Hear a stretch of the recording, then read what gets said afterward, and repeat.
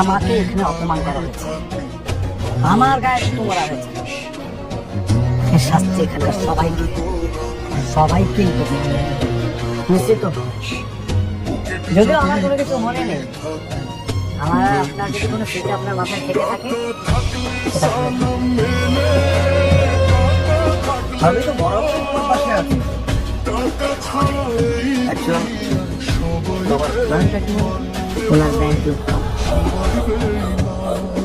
আর আমি আপনাদের সবাইকে কথা দিচ্ছি, আপনারা আপনাদের সবার টাকা সবাই বুঝে পাবেন, আর এটাই আমার সবার।